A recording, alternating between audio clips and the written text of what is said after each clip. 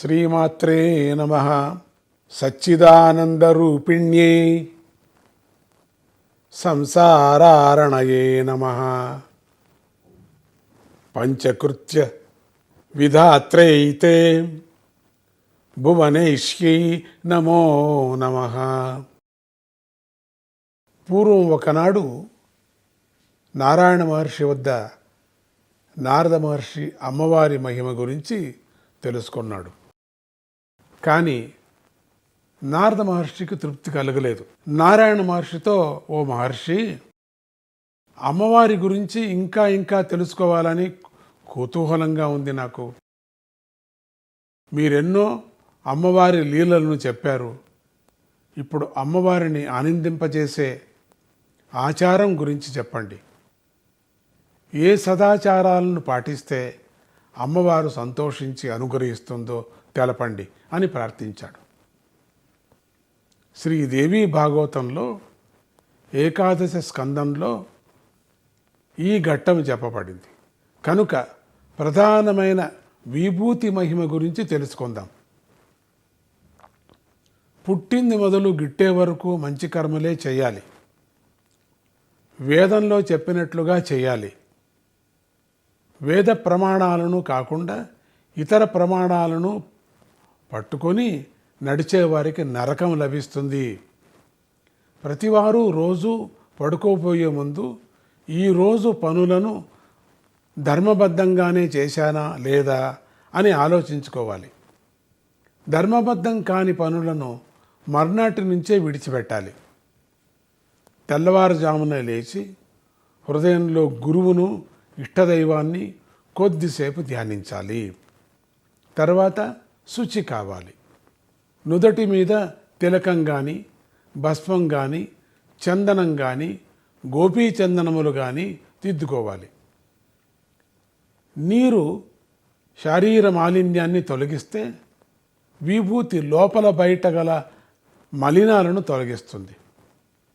ఏ అవయవానికైనా విభూతి పెట్టుకుంటే ఆ అవయవంలో చేసినటువంటి పాపాలన్నీ తొలగిపోతాయి అంటూ ఈ సందర్భంలో నారాయణ మహర్షి విభూతి మహిమ గురించి నారద మహర్షికి ఇలా చెప్పాడు. పూర్వము దూర్వాస మహర్షి ఒంటి నిండా విభూతి పూసుకొని హే శివ, హే జగన్మాత అంటూ సంచారానికి బయలుదేరి హఠాత్తుగా పితృలోకానికి చేరాడు. పితృదేవతలు మునిని గౌరవించి కూర్చోబెట్టి పూజిస్తూ ఉంటే ఏమిటో పెద్ద పెద్దగా హృదయ విదారకమైనటువంటి అరుపులు వినిపించాయి. అంత భయంకరమైనటువంటి అరుపులు వినిపించాయట.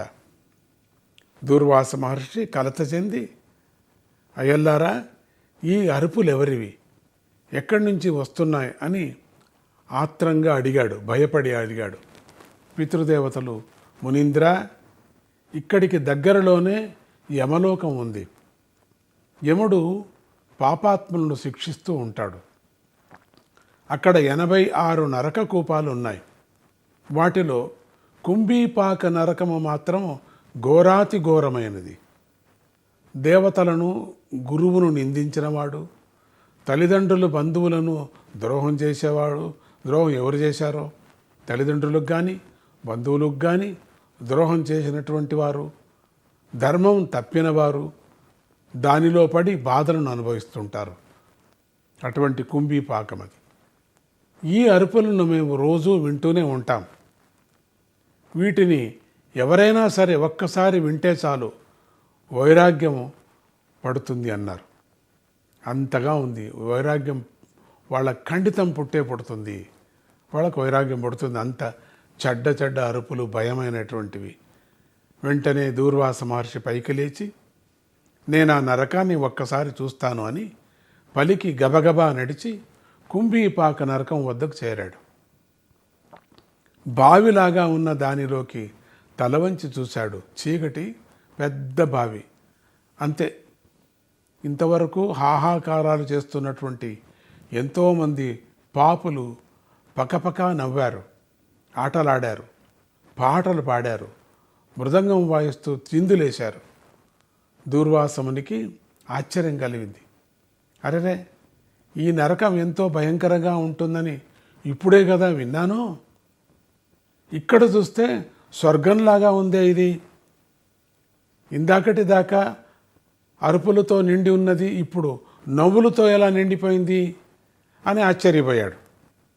ఈ వింతకు యమభటులు కలవరబడి యమధర్మరాజు దగ్గరికి వెళ్ళి, ప్రభు, కుంభీపాకము స్వర్గమైపోయింది, ఇది ఎలా జరిగిందో తెలియటం లేదు అన్నారు. వెంటనే యముడు తన వాహనాన్ని ఎక్కి బయలుదేరాడు. ఈలోగా ఈ వార్తను దేవతలకు, బ్రహ్మదేవుడికి, విష్ణుమూర్తికి కూడా తెలిపాడు. అందరూ వెంటనే తమ తమ వాహనాలెక్కి కుంభీపాకం చుట్టూ చేరి తొంగి చూశారు. అవును, నిజమే, ఇది పాపాలు అనుభవించే నరకంలాగా లేదు, భోగాలు అనుభవించే స్వర్గంలోకంలాగా ఉందే ఇది ఎలా జరిగింది అని ఆశ్చర్యపోయారు. విష్ణుమూర్తి, బ్రహ్మదేవుడు యమధర్మరాజులతో చర్చించి మహాదేవుణ్ణి అడుగుదామని కైలాసానికి వెళ్ళారు. విషయమంతా తెలిపారు. శివుడు నవ్వుతూ, దేవతలారా, ఇందులో వింత లేదు, విడ్డూరము లేదు, అంతా విభూతి మహిమ. విభూతి పెట్టుకున్న దూర్వాస మహర్షి కుంభీపాకంలోకి తొంగి చూశాడు కదా, అప్పుడు విభూతి రేణువులు పడి ఆ నరకం స్వర్గంలాగా మారిపోయింది. ఇక అది పితృలోకవాసులకు తీర్థం అవుతుంది. అందులో స్నానం చేసినటువంటి పితృదేవతలకు సుఖం లభిస్తుంది. అక్కడ మా ఆది దంపతులకు ఆలయం కట్టండి. పితృశ్వరులాగా అక్కడ పితృదేవతలుగా ఉంటాం మేము అక్కడ నివసిస్తాం, పితృలోకవాసుల పూజలు అందుకుంటాం అన్నాడు శివుడు. విష్ణుమూర్తి బ్రహ్మదేవుడితో కలిసి తిరిగి వచ్చి విభూతి మహిమ గురించి చెప్పాడు. అందరూ ఎంతో సంతోషించారు. తీర్థం లభించిందని పితృదేవతలు సంతోషించారు. ఇంతలో దివ్య విమానాలు కూడా వచ్చాయి. అక్కడ చిందులేస్తున్న వారందరూ కూడా వాటిల్లోకి ఎక్కి కైలాసం అంతా చేరుకొని భద్రగణాల్లోని పేరుతో ఇప్పటికీ అక్కడే ఉన్నారు. యమదూతలు మళ్ళీ యముడు వేరొక కుంభీపాక నరకాన్ని నిర్మించుకున్నారు. యముడు ఇదేంటిది, ఇది ఇట్లా అయిపోయింది అని చెప్పి వేరే విధమైనటువంటి బావిని కట్టుకున్నారు వాళ్ళు. ఇది విభూతి మహిమ అనేది బాగా తెలుసుకోవాలి. నిత్యము ధరించిన వారి ఫలమింత అని చెప్పలేం మనం. అందుచేత అందరూ భస్మాన్ని ధరించండి, ఒక చిన్న చిటికడైనా కూడా. కేశవుణ్ణి పూజించేవారు ఊర్ధ్వపుండ్రాలను ధరించండి, ముఖం మీద బొట్టైనా పెట్టుకోండి, శూన్యలలాటలతో ఉండవద్దు, అట్లా ఉంటే భూతాలు పట్టుకుంటాయని చెప్తారు. బొట్టు ధరిస్తేనే మంచి పనులు చేయటానికి అర్హత, అధికారము సిద్ధిస్తాయి. పరమాత్మ స్వరూపిణి ప్రాణశక్తి అయిన పరాంబిక అనుగ్రహిస్తుంది. ఇలా ప్రతి ఆచారం వెనుక ఒక విశేషమైన ఫలం ఉంది. కనుక ధర్మాన్ని పాటించండి. వేదంలో చెప్పినట్లుగా కర్మలు చేయండి. మీ బాగోగులను జగన్మాత చూసుకుంటుంది. అమ్మవారి అనుగ్రహము అందరిపైన ప్రసరించుగాక అని ఆశీర్వదిస్తూ శ్రీమాత్రే నమః.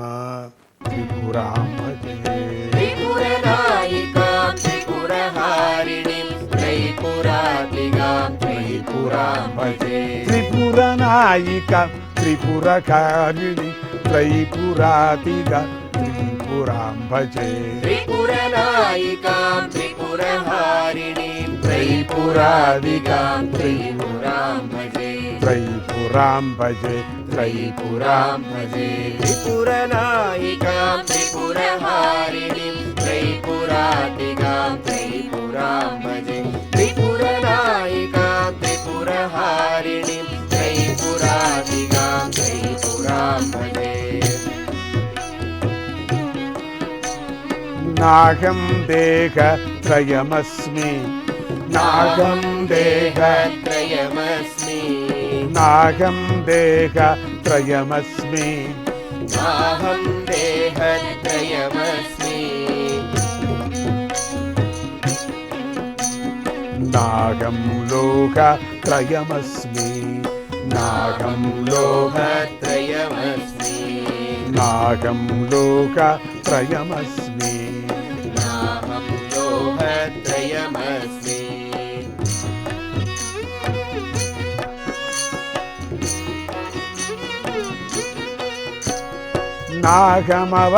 నాగమవస్థత్రయమస్మి నాహమవస్థాత్రయమస్మి నాగమవస్థత్రయమస్మి నాహమవస్థాత్రయమస్మి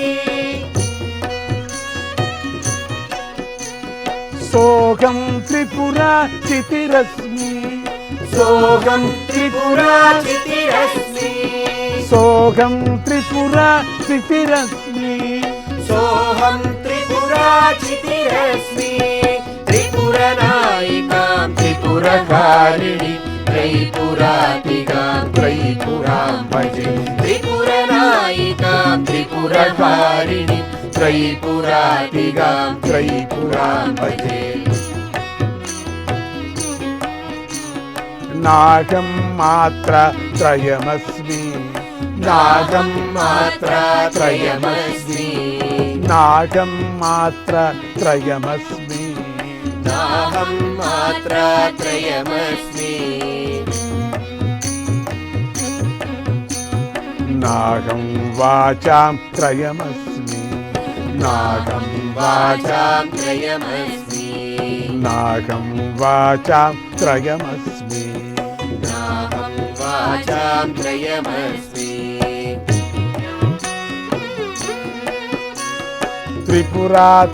త్రిపురాత్రిత్వతీతాయ త్రిపురాత్రిత్వాతీతాయ త్రిపురాత్రిత్వతీతాయ త్రిపురాత్రిత్వాతీతాయ